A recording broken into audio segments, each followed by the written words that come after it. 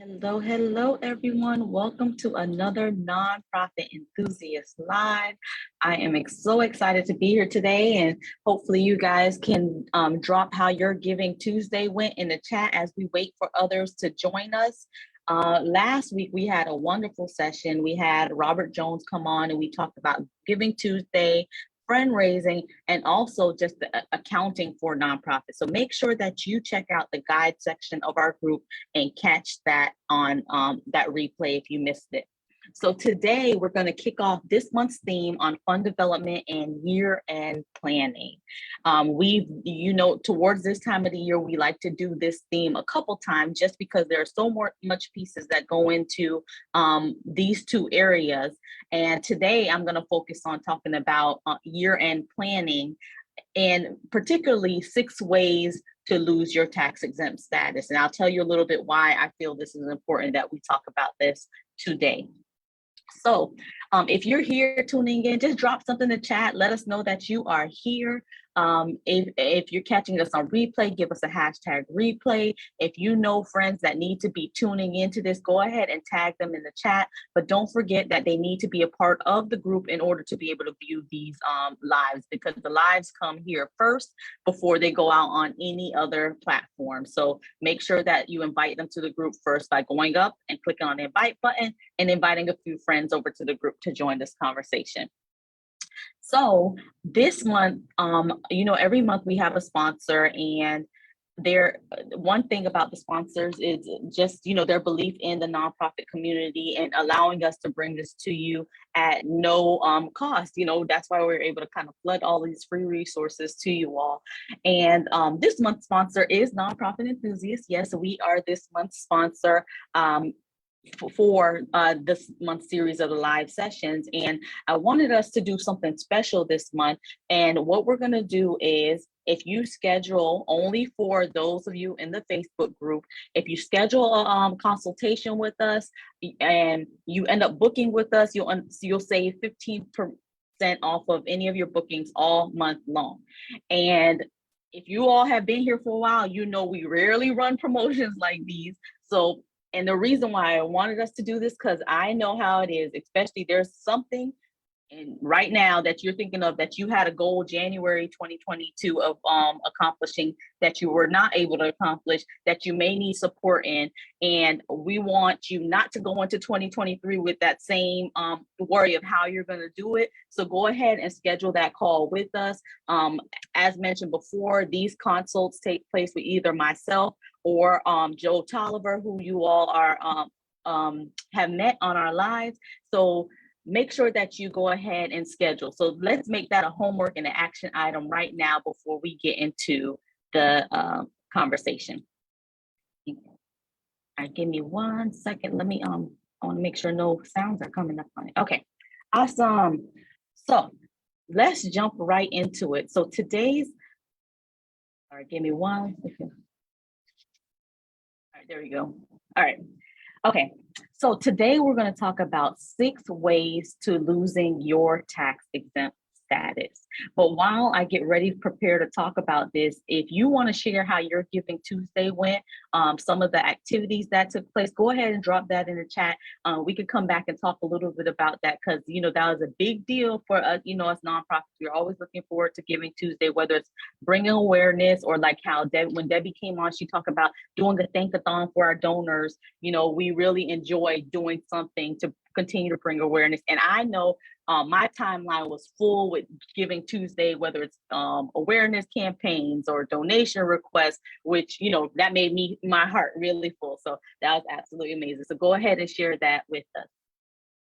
So the reason why I want to talk about 6 ways to lose your tax-exempt status is because as we go into 2023, making sure that when you're planning your programs, you're planning your activities, you're keeping these 6 ways in mind to avoid losing that tax-exempt status, because there is nothing like finding out that you are no longer a 501c3 organization. And we recently published a blog earlier in the week around this topic, so I figured it would be great for us to talk a little bit about this. So 6 ways to lose your tax-exempt status. And sometimes we need this refresher, especially if sometimes if you're the founder and you are not the one who applied for status, you may not recall or know all the requirements that were written into that application. So I want to make sure that you are aware of it so that you don't fall into the trap of losing your tax-exempt status, okay? So a 501c3 is a tax status for organized and operated organizations for charitable, religious, educational, scientific, and literary purposes, right? And generally, the IRS refer to these charitable organizations as relief of the poor organization, advancement of religion, advancement of education, lessening the burdens on government, lessening neighborhood tensions, eliminating prejudice and discrimination, and so forth. So that's kind of like that bucket that the IRS uses when in the legal sense when it comes to defining 501c3. So educational, religious, charitable, scientific, and literary organizations, along with public safety and a few others. So here's way number one to lose your tax exempt status. That is not completing your annual report filing. So oftentimes we will forget, or maybe if your hands was never on your 990s or completing your 990 filing, you might not remember when it comes that time to complete that filing. So if you want to lose your tax exempt status, don't complete your annual reporting when it comes to your tax exemption, right? So why I felt this was important to talk about it now is because go ahead and put it on your calendar to remember to go ahead, complete your 990, or whoever is going to complete your 990 for you to do so, okay? So that's one of the reasons I really want to talk about it. And not only just your annual reporting, go ahead while your homework, because you know we like to give homework, is what filings do you need to complete for next year?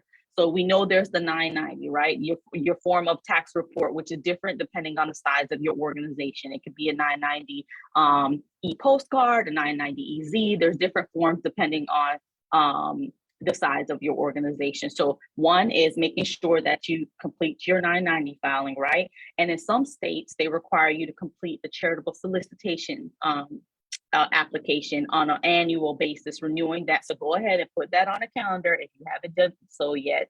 Another thing is, of course, your articles, doing your renewals, your annual report with the Secretary of State within your organization, making sure that you do those filings as well. So all of those filings, if they're not on your calendar, make sure that you put them, and don't rely just on one person to remember to do that.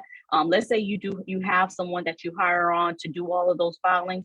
You still should put that on your calendar as a reminder, because people are human as well, and you don't want them to miss that, and it ends up impacting you and your organization. So that's your homework. That's one way that you can lose your tax exempt status, is by not completing your annual report. Another way you can do that is through lobbying. Although 501c3 organizations can lobby as a tiny part of what they do, it should not be the overall activities. And this is per the IRS. So I'm telling you the way the IRS states it, right? So you don't want to get caught into where your organization is primarily, your 501c3 organization is primarily lobbying, and it jeopardizes your tax exempt status. So keep that in mind. Especially because sometimes as founders, you might have your own personal beliefs that you bring into the nonprofit and use the nonprofit to advocate on that behalf, or lobby, or get involved with political activity. So you want to be very, very careful when doing so, okay? The third way is political activity. So 501c3 organizations are prohibited from participating in any federal, state, and local political campaigns on behalf of or in opposition to any candidate running for public office. So keep that in mind. That's another place where your personal reasons might kind of get caught into, your personal beliefs might come over to the organization and can jeopardize your 501c3 status. Okay. All right. So another way is private benefit. So with that is making sure that no individual or organization is privately benefiting from the activities of a 501c3. And one thing that I know I often get asked, well, what's the difference between a for-profit and a nonprofit? There are many differences, but one that I like to talk about a lot is with a for-profit. Oftentimes there's that owner's draw, like all the money come in and all of this, and then the owner may benefit from the revenue that comes into the organization. And then with the nonprofit, the biggest difference is that revenue does not go into anyone's pocket per se as a owner's draw, but it goes back into the mission of the organization. So it goes back into keeping the organization going. So all of that revenue, that's where that goes. So making sure that you don't get caught into your organization benefiting individuals or organizations private. Another way is unrelated business income. So we know that, you can, in nonprofits, you can have earned income coming into the organization, but you want to make sure that you're not doing a lot of unrelated business income, have that coming into your 501c3, because that could definitely be a red flag for your organization. And making sure that you operate in accordance with the stated exempt purpose that you initially applied for. And yes, a lot of times you apply for tax-exempt status or your 501c3, and then let's say you initially started with one sort of mission, and I'm just going to give let's say you focus on serving animals when you started, and now you're focused on serving the youth, and you kind of drop your initial mission, or for whichever reason over time, and it happens. Just making sure that you take the proper protocols and make sure the IRS is aware of the change of the mission. And sometimes it does result in you having to complete a new application, depending on how big and the change is. But just be careful with doing so when you're remissioning and it's a major remission, or your purpose is changing in a major way. So here we go again. So 6 ways, and knowing these ways, we know that no one tuning in or listening is going to lose their tax-exempt status, because you know of these 6 ways of how you can lose it. So not completing your annual report, lobbying, participating in political activity, private benefit from the nonprofit organization, having a lot of unrelated business income, operations in accordance with the stated your exempt status not lining up with how you're serving. Okay, so for more information on this, you can definitely check out the irs.gov website or schedule a consultation with us. Also, we outline these same things in our blog, so you can also check out the blog that we recently released if you need a reminder, if you need to share it with someone, and we'll go ahead and drop that in the chat box. So that is 6 ways to lose your nonprofit tax-exempt status, and our hopes is that no one on here is going to be losing that status. And that's why it's so important for us to share this right now as we get ready into year-end planning, so that you keep this in mind when planning your programs, your activities, and various aspects of your nonprofit organization. All right, so with that, I want to kind of tell you all what's ahead. We have an amazing month ahead. Dr. Angela White-Jones, who joined us last month, and she was talking a lot about grant writing, and I know you all truly enjoyed that conversation. She'll be on next week, so make sure that you tune in. We'll be posting the event up. Make sure that you accept it so that you get the reminder. She'll be on. That's one of our favorite topics is money, money, money, money. Last week we talked about money from the accounting aspect, and then we'll continue the conversation with Dr. Angela White-Jones, but still geared towards our topic of fund development and year-end planning for this year. So then make sure that you tune in. Also, we have the ACEs training coming up. So check that out. The ACEs, Adverse Childhood Experiences. If you are just any nonprofit tuning in, I always encourage you all to at least attend. It's not necessarily a training, it's going to be an awareness party where we're going to be able to watch the ACEs, learn more about ACEs, our own ACEs, so that we can better serve our community. And that's really why I like collaborating with ACEs Matters to be able to offer this to you all, is because once we know what adverse childhood experience made us the person that we are and how we make decisions, we can also take that and be trauma informed when we work with our clients. So that's one of the biggest reasons. So I truly encourage you all. These trainings, awareness parties typically do cost. We're offering it thanks to ACEs Matter at no cost to you all. So that means that you can essentially have your entire organization on this awareness party at no cost. And then this is something you can even write into your when you're writing your grant applications. You could put in there that, you know, our staff is aware of adverse childhood experiences and the impact that you can put that as one of your aspects into your application. I'm just saying.